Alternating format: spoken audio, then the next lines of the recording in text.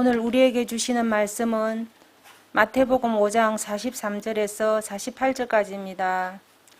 또 내 이웃을 사랑하고 내 원수를 미워하라 하였다는 것을 너희가 들었으나 나는 너희에게 이르노니 너희 원수를 사랑하며 너희를 박해하는 자를 위하여 기도하라.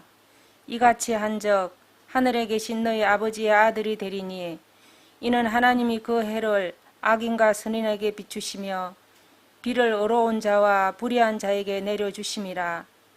너희가 너희를 사랑하는 자를 사랑하면 무슨 상이 있으리요? 세리도 이같이 아니하느냐? 또 너희가 너희 형제에게만 무난하면 남보다 더하는 것이 무엇이냐? 이방인들도 이같이 아니하느냐? 그러므로 하늘에 계신 너희 아버지의 온전하신가 같이 너희도 온전하라. 아멘.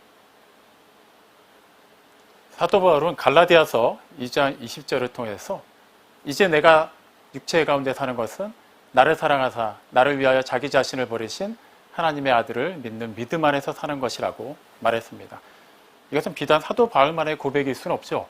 그리스도와 연합하여 하나님의 자녀가 된 우리 모두의 신앙 고백이기도 합니다. 육체 가운데 산다.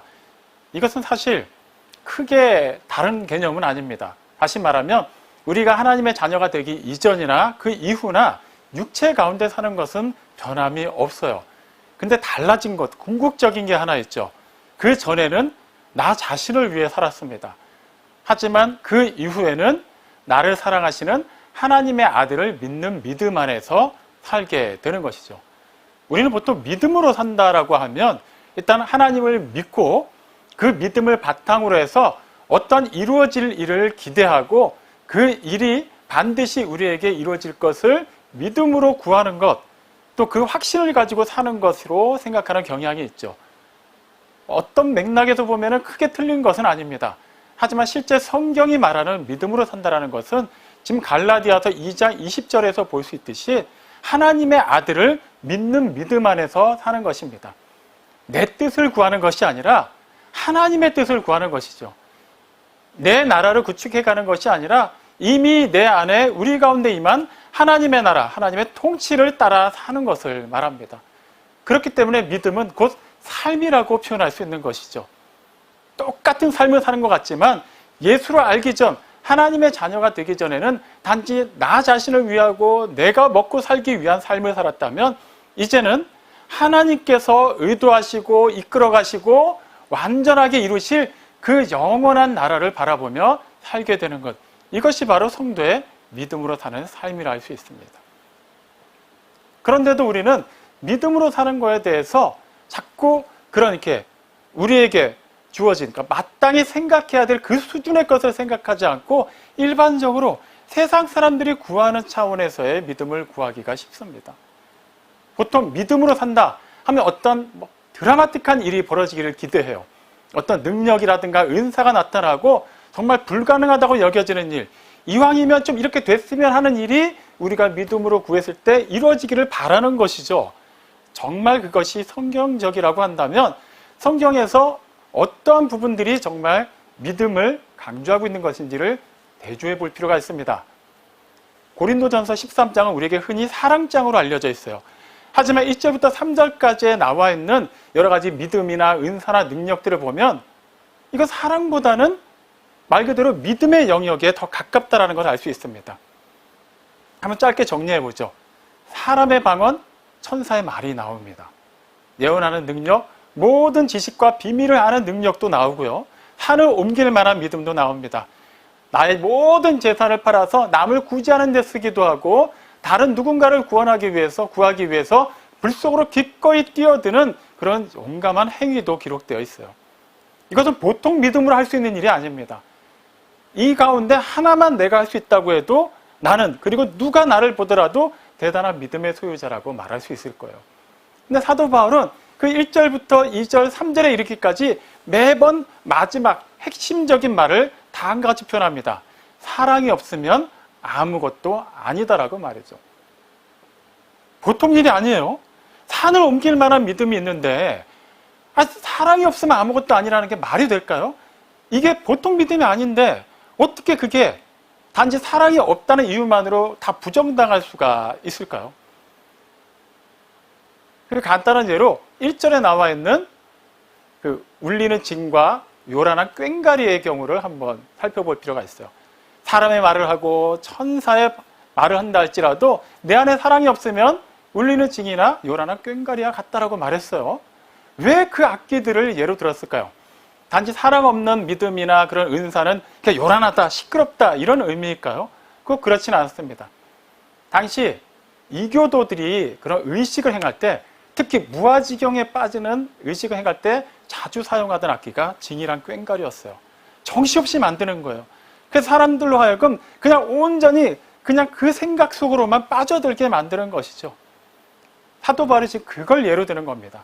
아무리 우리를 통해서 이것이 믿음의 역사고 이것이 성령님께서 내 안에 계시다라는 증거다라고 말할 만한 엄청난 일이 나타나고 행한다 할지라도 내 안에 사랑이 없으면 그것은 이교도들이 그냥 단지 자신 스스로가 만족하고 그냥 그것으로 결론을 내버리는 그러한 아무런 신앙이 결여된 미신적인 종교 행위에 불과하다라는 거예요. 하나님께 인정받지 못한다라는 것입니다. 여전히 우리는 의문부호가 붙죠. 그래도 믿음은 믿음이고 사랑은 사랑인데, 물론 그 두 가지가 완전히 별개라고 생각할 수는 없지만 그렇게 꼭 조금만 어느 한 영역이 부족해도 나머지가 다 부정당한다는 게 말이 되는가? 그렇다면 이 둘 사이에 어떤 공통점이 있는지를 살펴봐야만 하겠죠. 야고보서 2장 17절은 우리가 잘 아는 것처럼 행함이 없는 믿음은 그 자체가 죽은 것이라고 말합니다. 또 비슷한 표현인 사랑에 대해서도 기록되어 있어요. 요한일서 3장 18절에 보면 말과 혀로만 하지 말고 행함과 진실함으로 사랑하자고 말해요. 공통점이 나오죠. 믿음이나 사랑이나 행함이 수반되지 않으면 죽은 것이라고 말합니다. 자, 여기까지는 이해를 했어요. 자, 어쨌거나 사랑도 뭔가를 통해서 드러나야만 하고 믿음도 드러나야만 그것이 진짜라고 증거가 되는데, 그거 말고는 공통분모가 없어요. 근데 왜 굳이 둘을 엮어야만 할까요? 갈라디아서 5장 6절 말씀을 참고해야만 합니다. 그리스도 예수 안에서 가장 중요한 것은 사랑으로 역사하는 믿음이라고 말합니다.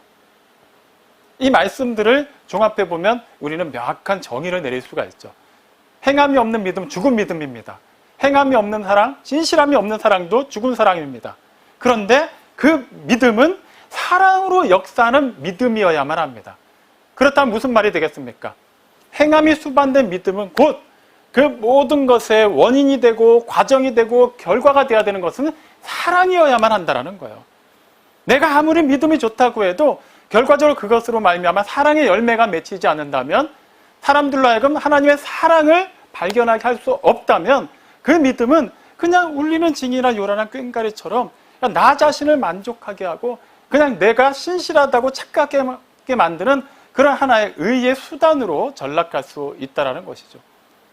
그렇기 때문에 우리는 믿음도 사랑도 행함이 반드시 따라야만 하지만 이 모든 것의 근본 배경 속에는 반드시 사랑이 있어야만 된다는 것을 분명히 확인할 수 있습니다. 이제 명확해졌어요. 그럼 그대로 살기만 하면 되겠죠. 그런데 이게 쉽지가 않잖아요. 아마 이런 류의 설교는 많이 들어보셨을 겁니다. 우리 사랑하며 살아야 됩니다. 믿음으로 살아야 됩니다. 다 알잖아요. 근데 왜 그렇게 안 될까요? 머리로는 이해를 했는데 가슴이 좀처럼 반응하지 않아요. 몸이 쉽게 움직이질 않습니다. 그리고 잘 살펴보니까 꼭 나만 그런 것 같지도 않아요. 같이 신앙생활하는 사람들이 얘기 들어보면 다 비슷한 고민들을 하고 있더라고요. 그러니까 우리는 이걸 어느 정도 보편적인 신앙의 한 양태라고 그냥 슬쩍 덮어놓으려고 하는 경향이 있죠.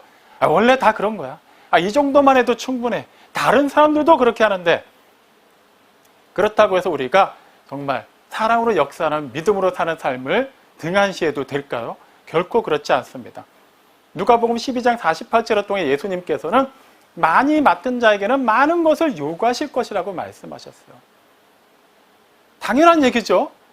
적게 맡은 사람한테 똑같이 많이 맡은 사람과 같은 분량을 요구하는 것은 전혀 합리적이지가 않아요. 상식적이지 않습니다.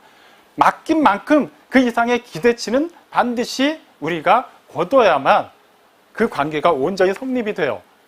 그렇다고 해서 예수님께서, 하나님께서 우리에게 뭔가를 거두시기 위해서 그냥 무언가를 주시고 우리를 시험해 보신다는 의미가 아니에요. 이것은 좀 더 포괄적인 의미, 즉 구원과 관련된 의미에서 살펴봐야만 그 의미가 명확해집니다. 우리가 어떤 걸 많이 받았죠? 우린 보통 구원받았다라는 것을 그냥 많은, 하나님으로부터 받을 수 있는 많은 것들 가운데 하나라고 생각하기도 하죠. 구원은 받았고 이제 다른 것들도 받아야 되고 받아가고 있다라고 생각을 하기도 해요. 하지만 그게 아니죠. 구원받음으로 말미암아 모든 게 다 완성이 된 거예요. 우리의 영혼과 관련된 방향 자체가 완전히 바뀌어버렸습니다. 구원은 구원대로 받고 그 다음부터 이것도 받아야 되고 이것도 누려야 되고 이왕이면 이렇게 됐으면 좋겠고, 이 발상 자체가 완전히 틀렸다라는 거예요. 우리가 과연 구원받을 만한 어떤 공로가 있다면 그렇게 얘기할 수 있어요. 나는 이만큼 했으니까 일단 구원을 해주셔야 되고 또 이만큼 할 거니까 앞으로 이만큼 채워주셔야 됩니다라고 말할 수 있습니다. 하지만 우리는 구원받은 것부터가 전혀 우리의 공로와 상관없이 전적인 하나님의 은혜로 받았어요. 우리가 뭔가 내세울 만한 게 하나도 없어요. 우리가 이 세상에 태어나기 전부터 하나님께서 작정하시고 선택하신 일입니다. 하나님의 주권하에서 이루어지는 일이에요. 뭘 했습니까? 구원받기 위해 우리가 한 건 아무것도 없어요. 그저 죄 가운데서 태어났고 허물과 죄로 죽어 있었고 그 안에서 본질상 진노의 자녀답게 그 어둠 속에서만 온통 하나님과 원수된 자의 그 자격에 맞는 삶밖에 살지 못했어요. 그런데도 하나님이 우리 사랑하셨습니다. 그렇게 특별하고 놀랍고 한량없는 은혜와 사랑을 베풀어 주셨어요.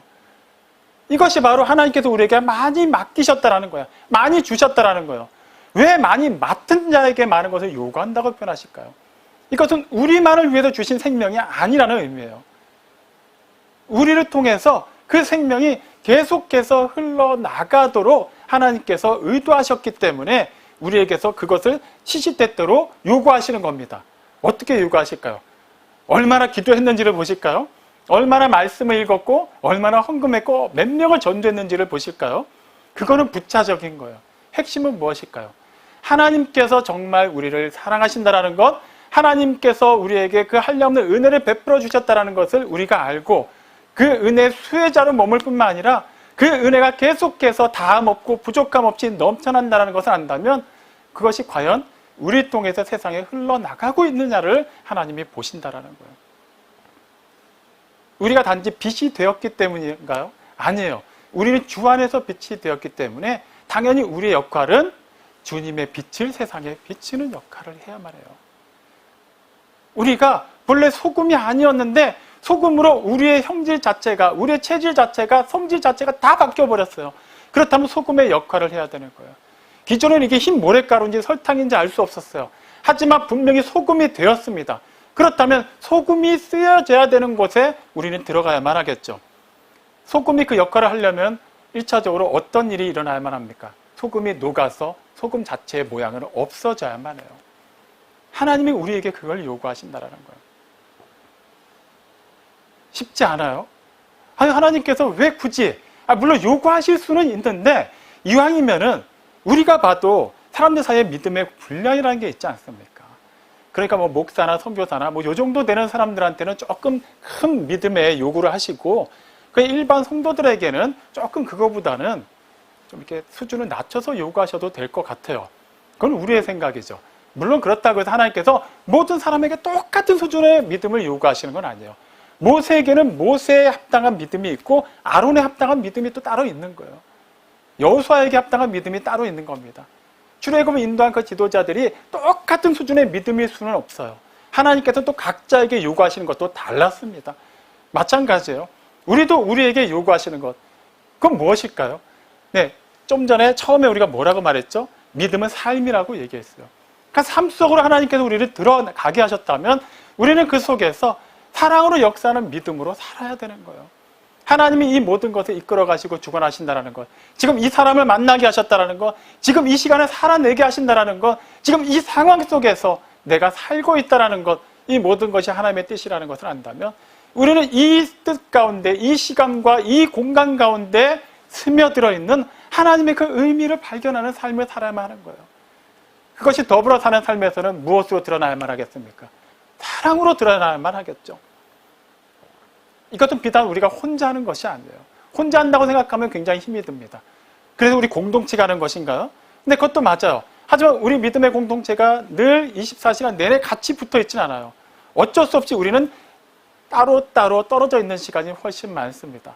그럼 순전히 나 혼자만의 힘으로 해야 되는 것일까요? 그렇지 않아요. 하나님께서 단지 우리에게 사랑을 베푸시고 구원하시고 사랑한다는 말씀만 주시고 멀리 하늘 어딘가에서 우리를 지켜만 보시는 분이 아니시죠. 요한복음 17장 26절 예수님의 그 기도의 마지막 부분에서 우리는 계속해서 확인하고 있어요.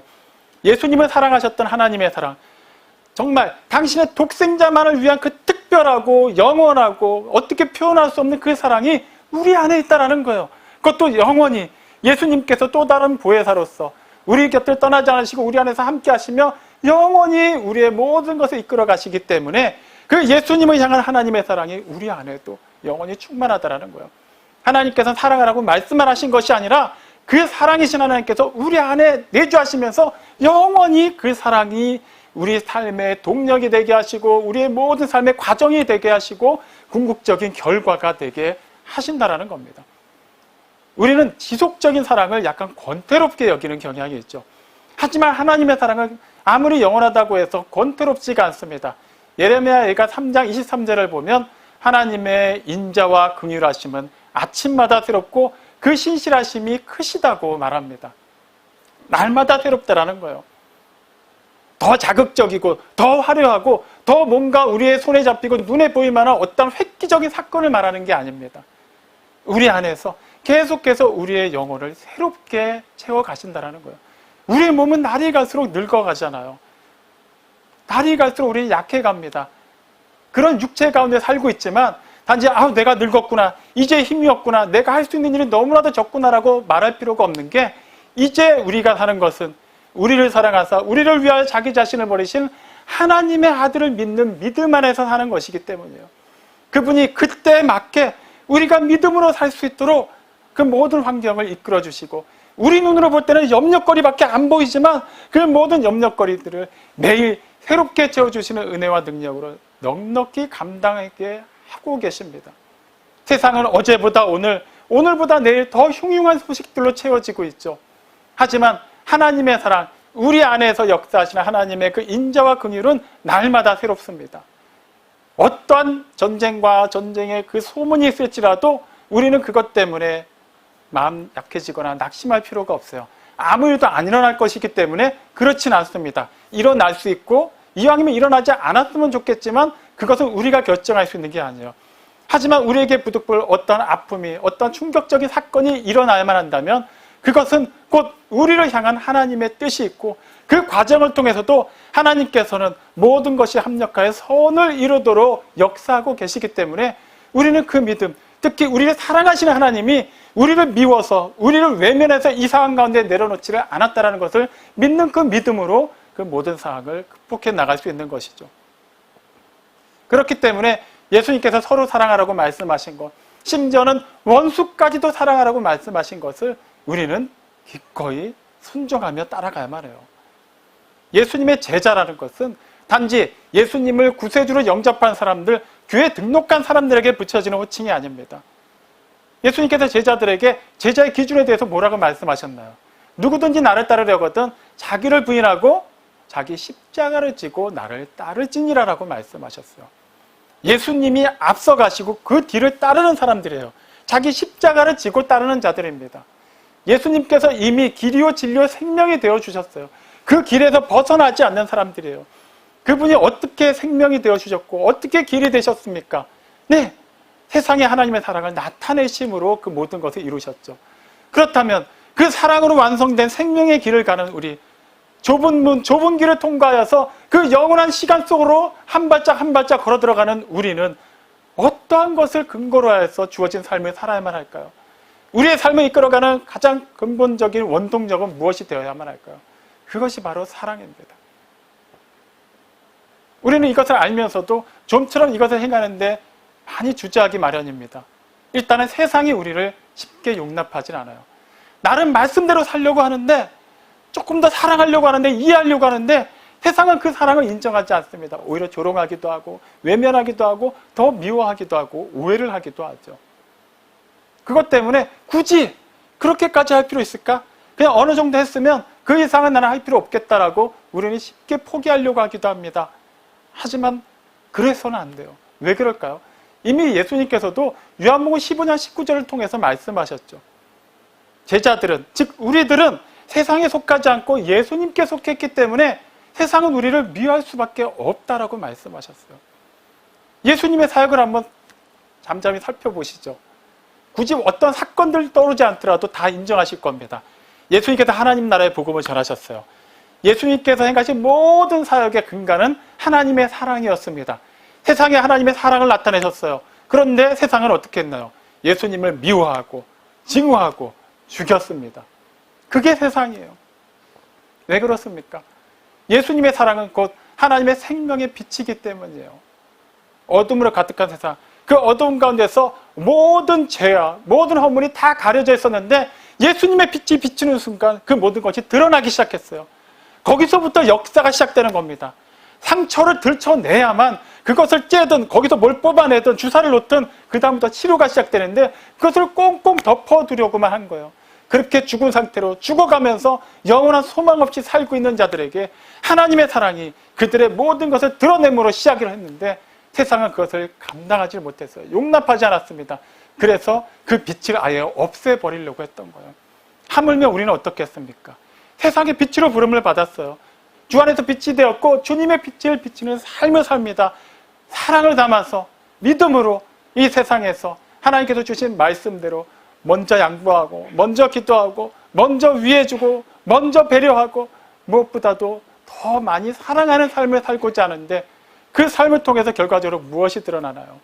하나님의 사랑, 하나님의 생명, 그 빛이 드러남으로 말미암아 세상은 그 빛을 감당하지 못하고 우리를 미워하게 된 것이죠. 그래서 요한일서 3장 13절은 너희가 세상에서 미움당하는 것을 이상하게 여기지 말라고 얘기합니다. 당연한 일이라는 거예요. 아유, 내가 이렇게 사랑해봤자 인정도 못 받아요. 오해만 받아요. 그것 때문에 사랑하는 것을 주저하거나 포기하려 하지 마십시오. 그럼 조금 더 겸손한 이유로 되기도 하죠. 물론 그럼에도 불구하고 사랑은 합니다만 그래도 내 안에는 불쑥불쑥 사랑하는 마음보다는 미워하는 마음, 증오하는 마음, 질투하는 마음이 더 많이 튀어나옵니다. 실제 부부 사이에 어떤 문제가 생겨서 상담을 하다 보면 그런 얘기들이 정말 많이 들어요. 마음은 그게 아닌데 그냥 어떻게 그냥 딱 쳐다만 보면 그냥 욱 하는 성격이 올라오기도 하고 원래 그렇게 말하려고 했던 건 아닌데 뭔가가 한번 딱 시그널이 그냥 터져버리면 자기도 모르게 그냥 상대방 기분 나쁜 말이 튀어나가 버린다라는 거예요. 그런 걸 핑계 삼아서 어차피 나는 구제불능인 것 같아. 그냥 구원받은 거에 만족하고 하나님이 나를 사랑하신다는 것 그것만으로 그저 감사하고 나는 굳이 어떤 일을 벌이기보다는 그냥 이렇게 무난하게 남을 그냥 일부러 미워하지 않는 정도만 해도 그래도 어느 정도 하나님의 사랑을 나타내는 삶이겠다라고 말하는 분들도 있죠. 하지만 그것도 핑계에 불과합니다. 베드로의 경우를 한번 살펴볼까요? 예수님께서 이제 잡히시기 전에 제자들은 아직까지 분위기 파악을 못했어요. 그냥 낙심한 상태였죠. 예수님이 그들이 알 수 없는 어디론가 떠나신다고 하니까 그리고 남겨진 그들은 세상에서 미움을 받을 것이라 하시니까 제자들은 잔뜩 지금 막 스트레스를 받은 상태였어요. 근데 베드로가 용기 있게 얘기합니다. 주님을 위해서라면 내 목숨까지도 바치겠습니다. 예수님께서 뭐라고 말씀하시죠? 과연 그럴까? 오늘 닭이 울기 전에 너가 나를 3번 모른다고 부인할 것이다. 아마 그 당시 베드로는 굉장히 서운했을 거예요. 내가 3년을 넘게 모든 것을 다 포기하고 따라왔는데 나를 몰라도 이렇게 모르시나? 어떻게 나에 대해서 이렇게 표현하시지? 다른 제자들 앞에서 내 체면은 뭐가 되지? 두고 보자. 그런 일이 없었으면 좋겠지만 만약에 정말 그런 일이 생긴다면 내가 정말 목숨을 불사하고 예수님 곁에서 예수님을 지키겠다. 어떤 일이 벌어졌나요? 실제 그 일이 일어났어요. 예수님께서 잡히시자 모두 다 도망쳤습니다. 그나마 베드로는 나았죠. 멀리서나마 예수님을 따라갔어요. 어떻게든 그 상황이 진행되는 것을 지켜보려고 했습니다. 그 정도만 해도 다른 제자들에 비하면 낫다고는 할 수 있어요. 근데 문제가 하나씩 터지기 시작합니다. 베드로의 그 말투가 갈릴리 사람 말투다 보니까 지금 그곳에 있는 예루살렘 지방 사람들에게는 그 말투만으로 일단 베드로가 갈릴리 출신 사람이라는 것을 알게 된 것이죠. 그리고 또 누군가는 베드로를 보면서 저 예수로 따라다니던 사람 같은데 이렇게 알아보기 시작했어요. 그리고 예수님께서 말씀하신 대로 그는 예수님을 부인하기 시작합니다. 3번 부인했어요. 심지어 3번째는 어떻게까지 부인했습니까? 마가복음 14장 71절에 보면 저주하고 맹세하면서까지 부인한 거예요. 쉽게 말하면 이런 거야. 내가 하나님께 맹세하는데 절대 저 사람 몰라. 내가 진짜 저 사람을 안다고 하면 내가 천벌을 받아도 마땅하다. 이렇게 얘기한 거예요. 그렇게까지 예수님을 부인했습니다. 자기의 목숨을 부지하기 위해. 그때 예수님이 몸을 돌이켜 베드로를 똑바로 바라보셨어요. 그 상황에서 베드로가 예수님의 그 눈빛을 그대로 받아들일 수 있었을까요? 그는 도무지 감당할 수 없어서 그 자리를 피했습니다. 그리고 밖에 나가서 통곡했어요. 왜 통곡했을까요? 단지 예수님 말씀이 맞았네? 이것 때문에 통곡했을까요? 그렇지 않아요. 누구보다도 예수님을 사랑한다고 고백했던 베드로가 처절한 실패자가 된 거예요. 자기 목숨 좀 구해보겠다고 예수님 곁에서 떠나지 않겠다고 말했는데 떠나는 것은 고사하고 그 곁에 있지도 않았고 심지어는 예수님을 모른다고 저주까지 하면서 맹세했어요. 그런데 예수님이 그를 바라보십니다. 내 말이 맞았지? 이런 눈빛이었을까요? 그렇지 않아요. 예수님의 눈빛에 담긴 그 슬픔을 베드로는 도저히 감당할 수 없었어요. 그때라도 이분은 무고하게 이 자리에 잡혔습니다라고 예수님을 대변해야만 했지만 그는 그렇게 하지 못했어요. 최고의 수제자라고 할 만한 베드로는 그렇게 실패자로 낙인이 찍히고 말았습니다. 만약에 이 얘기가 거기서 끝났다면 베드로의 남은 생애는 어땠을까요? 그는 죄책감과 자기 자신에 대한 그 용서하지 못하는 마음으로 평생을 외로움 속에서 어둠 속에서 살았을지도 모릅니다. 어디 가서 예수님의 제자였다고 말도 못할 것이고 예수님께서 주신 말씀대로 살 만한 엄두도 내지 못했을 거예요. 그런데 이 이야기는 여기서 끝나지 않죠. 예수님께서 부활하셨고 또 제자들과 함께하는 그 시간들 속에서 놀라운 사건이 일어납니다. 요한복음 21장 15절 이하에 보면 예수님께서 제자들과 아침 식사를 하시고 난 뒤에 베드로와 대화를 나누는 장면이 기록됐어요. 베드로는 그 전에 예수님을 모른다고 3번이나 부인했었죠. 그런 베드로에게 예수님께서는 네가 나를 사랑하느냐 하고 3번을 물으십니다. 그리고 베드로는 내가 주님을 사랑합니다라고 3번을 대답하죠. 자신이 예수님을 모른다고 3번 부인했던 것 때문에 그 죄책감으로 말미암아 아마 그는 그때까지도 예수님의 얼굴을 제대로 보지도 못했을 거예요. 그런데 예수님은 그때는 슬픈 눈이 아니라 사랑 가득한 눈빛으로 그를 향해 바라보시며 내가 정말 나를 사랑하느냐라고 물으십니다. 그의 그 죄책감의 짐을 덜어주신 거예요. 아니, 해결해 주신 겁니다. 그는 이제 회복이 되었어요. 그런데 거기서 끝나지 않습니다. 예수님께서 그 3번의 질문마다 꼭 마지막에 다음과 같은 말씀을 더 첨부하시죠. 내 양을 먹이라. 베드로의 양이 아니라 예수님의 양을 먹이라고 말씀하셨어요. 예수님께서 하셨던 그 사역을 이어가라는 거죠. 사실 이게 가당키나 한 말입니까? 베드로는 이미 엄청난 실패를 했던 사람이에요. 그런 사람이기 때문에 또 어떤 핍박이 다가올 때 기존과 다른 모습을 보이지 않을 거라고 누구도 장담할 수 없습니다.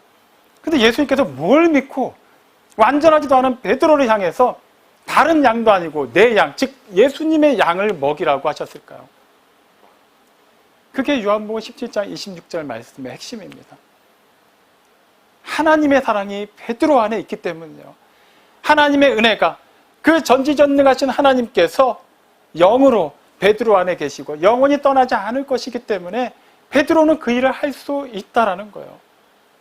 다시 좀 더 쉽게 표현하면 그 일은 베드로가 잘나서 뛰어나서 할 수 있다는 것이 아니라 베드로 안에 영원히 거하시는 하나님께서 하시겠다고 말씀하신 거예요. 순종하고 따르기만 하면 된다는 거예요. 정말 내가 나를 사랑한다면, 내가 나를 믿는 믿음 안에서 살고자 한다면 내가 믿음의 주요 온전케 하는 일하는 것을 믿고 내 말 그대로 따라 살기만 하면 된다는 거예요. 그렇게 베드로는 그 이후에 더 이상 실패자의 삶을 살지 않고 하나님께서 맡겨주신 그 놀라운 사역자로서의 삶을 살아낼 수 있었습니다. 기존의 과거만을 견주어보면 성경에 나와 있는 어떤 인물들도 완전하다라고 말할 수 있는 사람은 없어요. 너무 짧게 나와 있기 때문에 창세기에 등장하는 에녹 정도만 그냥 죽음을 보지 않고 하늘로 올라간 것으로 말미암아 그는 완전히 의로웠던 사람처럼 생각을 할 수 있는데, 그 외에 우리가 알만한 어떠한 성경의 인물들도 그들의 삶은 완전하지 않았습니다. 다 몇 번씩 실패했어요. 큰 실수했고 하나님의 사람으로 보기에는 너무나도 수치스럽고 창피한 일들을 많이 행했습니다. 그런데도 하나님께서는 그들의 이름을 히브리서 11장에 기록하게 하셨어요. 믿음장으로 알려져 있는 그 책에 말이죠. 그들이 실패했음에도 불구하고 스스로 극복해서 아닙니다. 그들은 연약하지만 그런 그들을 하나님께서 들어 사용하셨고, 그들을 통해 하나님의 그 믿음의 역사, 하나님께서 의도하신 그 선한 구속사가 일어났기 때문이에요. 그들의 한 일이라고는 하나님께서 맡기신 그 일에 순종하며 따랐다는 것, 그 한 가지입니다. 하나님께서 사랑하라 하셨기 때문에, 비록 사랑할 마음도 없었고 사랑할 만한 수준도 안 되었는데도 불구하고 할 수 있는 데까지 사랑했어요. 하나님께서 말씀을 주시고 믿으라 하셨기 때문에 당장은 믿음이 오지 않지만 그 말씀에 의지하여 믿었습니다. 하나님께서 모세를 불러서 애굽으로 보내실 때, 여호수아를 이제 세워서 가나안 정복 전쟁을 하게 하실 때 그냥 그 말씀만 주셨나요? 그냥 말씀만 주셨을 때 모세와 여호수아는 두려워했어요. 내가 무엇이길래 애굽에 가서 바로로 상대할 수 있겠습니까? 모세도 아니고 나는 그저 그의 그냥 후계자에 불과할 뿐인데 갑자기 어떻게 가나안 정복 전쟁, 이 말도 안 되는 이스라엘 백성들을 이끌고 어떻게 할 수 있겠습니까? 그때 하나님께서 뭐라고 약속하셨나요? 내가 너와 함께 하겠다라고 약속하셨어요. 하나님께서 말씀하실 때는 그 말씀에는 반드시 그분의 임재가 포함되어 있다는 것을 기억하시기 바랍니다. 하나님께서 우리에게 사랑하라고 말씀하실 때, 심지어 원수까지도 사랑하라고 말씀하실 때는 단지 우리가 하나님의 자녀가 되었으니까 과연 그 수준에 맞게 사는지 안 사는지 보시겠다라고 한번 시험해 보시는 게 아니에요. 하나님과 원수되었던 우리를 사랑하신 그 하나님이 우리 안에 계시기 때문에, 그 하나님을 믿는 믿음으로 우리가 살기 때문에 우리에게서는 그러한 삶이 당연히 일어나야 된다라고 말씀하시는 겁니다. 오늘 읽은 마태복음 5장 48절이 그렇게 말하고 있죠. 너희 아버지께서 온전하신 것 같이 너희도 온전하라. 명색이 하나님이 이렇게 온전하시고 완전하신 분이면, 우리가 그분의 자녀면 좀 그 수준에 맞게 완전하게 살아야 되지 않겠는가? 그런 차원의 얘기가 아니에요. 우리가 어떻게든 그 수준에 어떻게든 한 계단 한 계단 올라가서 하나님께 인정을 받고 세상에서 그렇게 인정을 받는 삶을 산다는 것이 아닙니다. 그렇게 하실 수 있는 유일한 분, 완전하신 분, 전능하신 분이 우리 안에 계세요. 우리의 아버지가 되셨어요. 우리의 모든 것을 완전히 바꿔주셨고 우리의 위치를 그 영원한 어둠에서 영원한 생명의 빛 가운데로 옮겨주셨습니다. 무슨 말입니까? 우리는 그러한 삶을 살 수밖에 없게 이제는 바뀌었다라는 거예요. 우리가 비록 육체 가운데 살고 있고 여전히 예전과 지금과 변함없이 늙어가고 있고 힘은 빠져가고 있고 여전히 우리 안에 있는 여러 가지 연약함이 드러나고 있지만, 그 모든 것을 초월하는 하나님의 역사, 하나님의 사랑, 하나님의 은혜가 날마다 새롭게 우리 안에서 일어나고 있다는 것입니다. 시편 127편 1절 말씀을 늘 묵상하시기 바랍니다. 여호와께서 집을 세우지 아니하시면 세우는 자의 수고가 헛되고, 여호와께서 성을 지키지 아니하시면 성을 지키는 파수꾼의 수고가 헛되도다. 우리가 무엇을 열심히 하느냐가 핵심이 되어서는 안 돼요. 하나님의 열심이 핵심입니다. 그분의 열심이 지금 우리 안에서 일어나고 있어요. 일어났고 영원히 이어질 것입니다. 사랑하는 성도 여러분, 세상이 악하다라는 것, 내가 약하다라는 것, 그것을 핑계 삼아서 사랑으로 역사하는 믿음의 삶을 포기하지 마십시오. 우리를 자녀 삼으신 하나님, 우리 안에서 역사하신 하나님, 우리의 전부의 소망이 되신 하나님 아버지께서 완전하시기 때문에 우리 또한 그분의 자녀로서 완전한 삶을 살 수 있게 되었습니다. 그 삶을 사시기 바랍니다. 여러분이 보냄받은 그곳에서 더 사랑하시기 바랍니다. 더 믿음으로 그 주어진 환경을 담대하게 받아들이고 하나님의 뜻이 이루어지기를 구하며 그 뜻대로 순종하며 주어진 삶을 살아내시기를 바랍니다. 그렇게 사랑으로 역사하는 믿음의 씨를 뿌리고 물을 주기만 하면 그 다음에 하나님께서 자라게 하실 것입니다. 그리고 우리는 하나님께서 맺게 하신 그 의의 열매, 사랑의 열매를 기쁨으로 거두게 될 것입니다. 기도합니다.